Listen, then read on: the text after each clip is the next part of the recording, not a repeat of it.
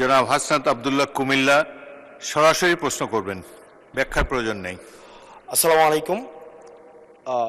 যেহেতু শিক্ষার নিয়ে কথা হচ্ছে, আমাদের বর্তমানে মাননীয় স্পিকার, আমরা যদি বর্তমান শিক্ষা ব্যবস্থা দেখি, আমাদের এন্ট্রান্স ইনস্টিটিউশনগুলোতে বিশেষ করে প্রাথমিক শিক্ষায় আমরা দেখছি যে ভর্তি প্রক্রিয়াতে আমাদের এখন দুইটা পদ্ধতি প্রচলিত ছিল। এডমিশন বাই মেরিট আগে প্রচলিত ছিল, এখন সেটা কনভার্ট হয়েছে এডমিশন বাই লটারির মাধ্যমে হচ্ছে এখানে বাচ্চাদেরকে ভর্তি করা হয়।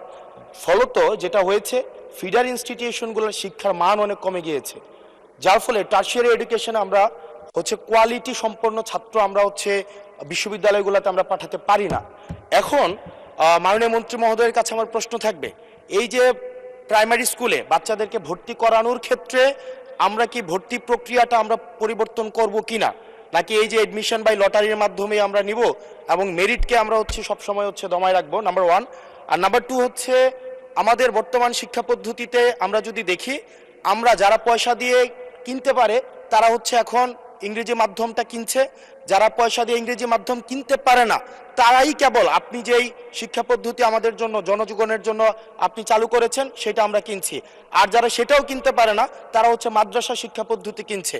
আপনার কাছে প্রশ্ন যে আমাদের বর্তমানে একটা দেশে এই তিনটা শিক্ষা পদ্ধতি যেটা অর্থনৈতিক অবস্থার উপরে নির্ভর করে চলে, এই তিনটা শিক্ষা পদ্ধতি জিয়ে রেখে আপনার কি মনে হয় যে আপনি একটা ইনক্লুসিভ শিক্ষা পদ্ধতি নিয়ে আমাদের দেশটাকে আগায় নিতে পারবেন? ধন্যবাদ।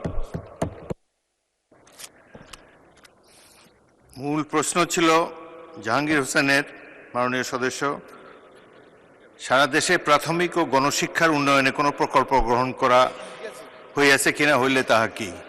এখন তো ইন জেনারেল আমরা ডিসকাশনে চলে গিয়েছি, তবুও মাননীয় মন্ত্রী আপনি ইচ্ছা করলে উত্তর দিতে পারেন। ধন্যবাদ মাননীয় স্পিকার, ধন্যবাদ মাননীয় সংসদ সদস্যকে। যদিও তিনি ব্যাপকভাবে প্রশ্ন করেছেন, আমরা আশা করি এই মহান সংসদে এই বিষয়গুলি আলোচনা হওয়ার প্রয়োজন রয়েছে এবং তিনি করছেন। মূলত আমাদের দেশে শিক্ষা ব্যবস্থার জন্য রুরাল অ্যান্ড আরবান দুইটি সেকশন রয়েছে। এখন গ্রামীণ জনপদে যে প্রতিষ্ঠানগুলো রয়েছে সেখানে প্রি প্রাইমারি স্কুল রয়েছে এবং ছাত্র সংখ্যা এতটা কম্পিটিটিভ নয়, সে কারণে সেখানে ভর্তি সমস্যা তেমন একটা হচ্ছে না। ঢাকা শহরগুলোতে আমাদের এই প্রাথমিক স্তরে ভর্তির একটি সমস্যা রয়েছে। এই জটিলতা নিরসনের জন্য বিগত সরকার লটারি সিস্টেম করেছিল, যেটা আদৌ আমার মনে হয় না যুক্তিসঙ্গত। তবে আগামী বছরে এই শিক্ষা ব্যবস্থা ভর্তি সিস্টেম কিভাবে করা হবে সেটা আনুষ্ঠানিকভাবে আমরা স্টেক হোল্ডারদের সাথে, অর্থাৎ অভিভাবকদের সাথে বিভিন্ন রকম সেমিনার সিম্পোজিয়াম করে মাননীয় সংসদ সদস্য সকলের অভিমত নিয়ে একটি জনমত সৃষ্টি করে